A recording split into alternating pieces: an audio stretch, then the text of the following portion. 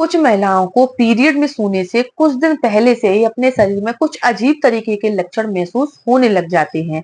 अगर आपको भी इस तरह के लक्षण महसूस हो रहे हैं, तो हो सकता है कि आपने प्रेगनेंसी कंसीव कर लिया है, क्योंकि ये प्रेगनेंसी के शुरुआती संकेत भी हो सकते हैं।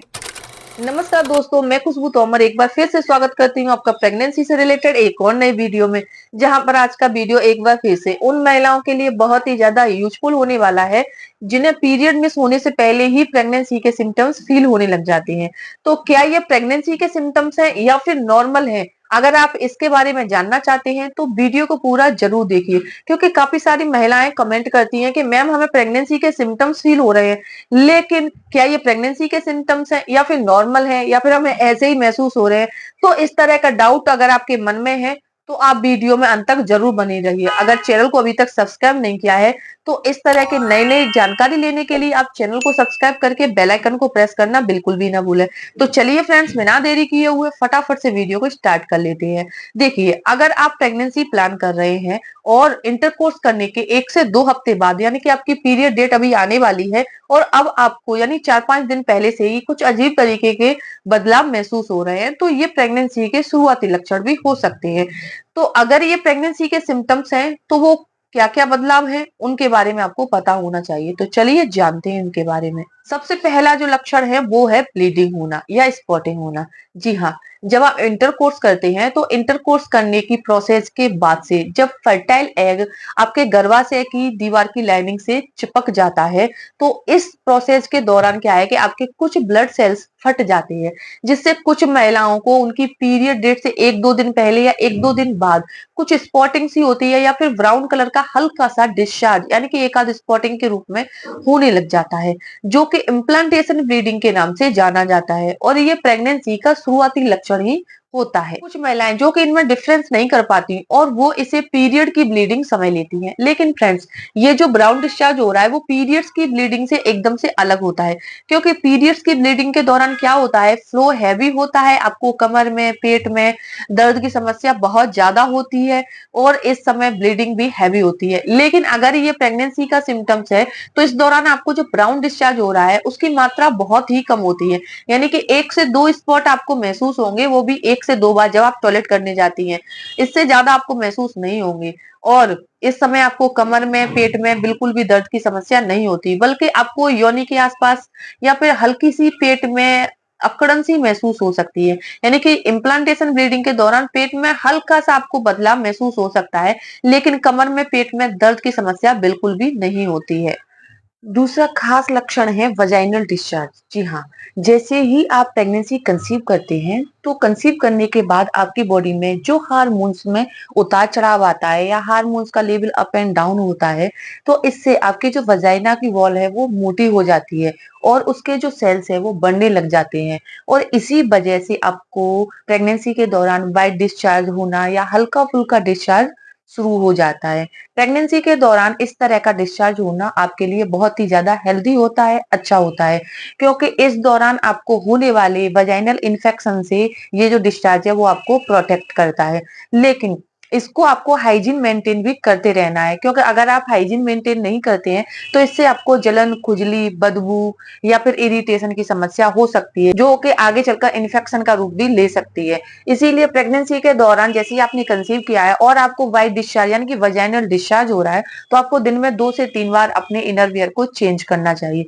अगर आपको जैसे डिस्चार्ज हो रहा है उसमें से आपको जलन, बदबू या फिर दर्द महसूस हो रहा है, खुजली हो रही है, तो ये इन्फेक्शन का संकेत हो सकता है। ऐसा होने पर आपको डॉक्टर से कंसल्ट करना है कि इस समस्या से कैसे छुटकारा पाया जा सकता है, क्योंकि ये समस्या अगर आपको लगातार होती रहती है तो इससे आपको और भी बड़ा नुकसान हो सकता है। तीसरा लक्षण है जी मिचलाना। जी हाँ, ये अक्सर महिलाओं को शुरुआती 3 महीने तक होता है, यानी कि सुबह जागते ही जी मिचलाना, यानी कि मुंह में जैसे पानी आना, उल्टी होने का मन करना, जरा सा कुछ भी काम कर लेने के बाद आपको एकदम से थकान महसूस होना, कुछ खाने का मन न होना और उल्टी कैसा, उकाई कैसा मन करते रहना। ऐसा आपकी बॉडी में जो हार्मोन्स चेंज हो रहे हैं ना, इसी वजह से होता है। इसका कोई ट्रीटमेंट नहीं है, इसे दवा से ठीक नहीं किया जा सकता।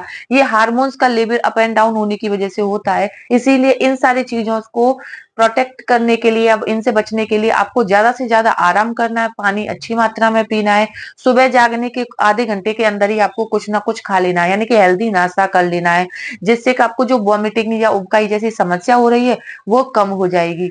चौथा लक्षण है हल्का बुखार। जी हाँ, प्रेगनेंसी का जो शुरुआती टाइम होता है ना, इस समय क्या है, दिन में कभी भी आपको अपनी बॉडी का जो टेम्परेचर है वो बढ़ा हुआ महसूस हो सकता है।